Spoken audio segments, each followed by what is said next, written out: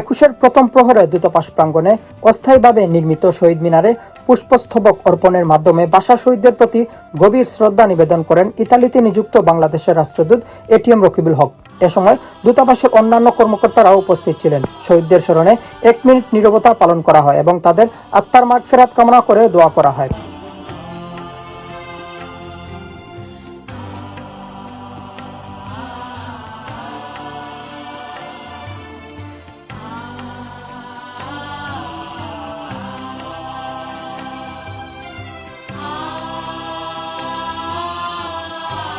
শ্রদ্ধা নিবেদন শেষে রাষ্ট্রদূত এটিএম রকিবুল হক ভাষা শহীদদের আত্মত্যাগের পথ ধরেই আমাদের স্বাধীনতার বীজ রোপিত হয়েছিল উল্লেখ করে তিনি প্রবাসে বেড়ে ওঠা নতুন প্রজন্মের মাঝে বাংলা ভাষা ও সংস্কৃতি চর্চার জোরদারের গুরুত্ব আরোপ করেন।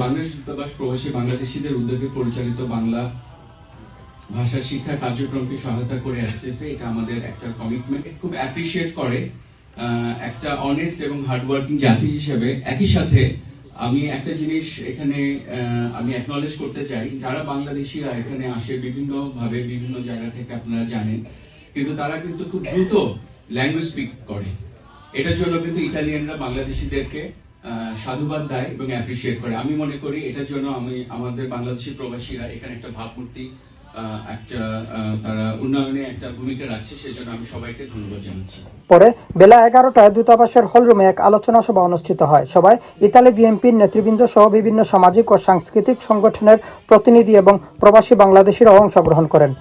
আলোচনা সভায় বিএনপি নেতাকর্মীরা বলেন, আন্তর্জাতিক মাতৃভাষা দিবস এখন শুধু বাংলাদেশের নয়, এটি বিশ্বব্যাপী ভাষাগত বৈচিত্র্য সংস্কৃতির বহুত্ব রক্ষার প্রতীক। রাজনৈতিক মতপার্থক্য থাকলেও ভাষা ও দেশের প্রশ্নে আমরা সবাই ঐক্যবদ্ধ। এছাড়াও নেতৃবৃন্দরা বলেন, বিদেশে বসবাস করলেও আমরা আমাদের শেকড় ভুলে যাইনি। সন্তানদের বাংলা ভাষা শেখানো হয় এবং 21-এর ইতিহাস জানানো আমাদের দায়িত্ব। আমরা সবাই শুনতে পারলাম, এখন আমাদের এখানে বেশি কিছু বলার নেই।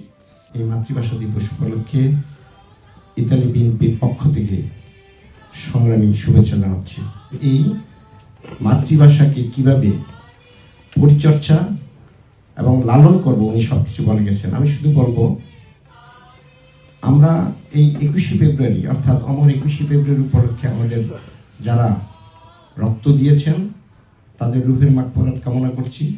ঐক্যবদ্ধ থাকলে আসলে আমরা অনেক কিছুই করতে পারি, আমাদের দ্বারা অনেক কিছু সম্ভব আমাদের ঐক্য থাকলে।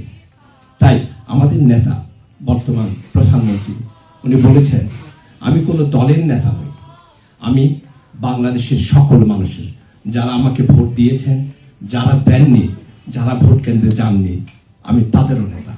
আমি বাংলাদেশকে একটি সুন্দর সমৃদ্ধশালী দেশে পরিণত করার প্রক্রিয়া করব। আজকের এই ভাষা শহীদ দিবসে শহীদ জব্বার, বরকত নাম যেন অনেকেরই রুহের মাগফিরাত কামনা করছি। প্রবাসে জাতীয় দিবস উদযাপনের মাধ্যমে দেশপ্রেম ও ভাষার প্রতি ভালোবাসা আরও সুদৃঢ় হবে বলে আশা প্রকাশ করেন আয়োজকরা। শেষে ভাষা শহীদদের স্মরণে কবিতা আবৃত্তি ও সঙ্গীত পরিবেশন করে সঞ্চারী সঙ্গীতায়নের স্কুলের শিশু শিক্ষার্থীরা। ইতালি থেকে মিনহাজ হোসেন।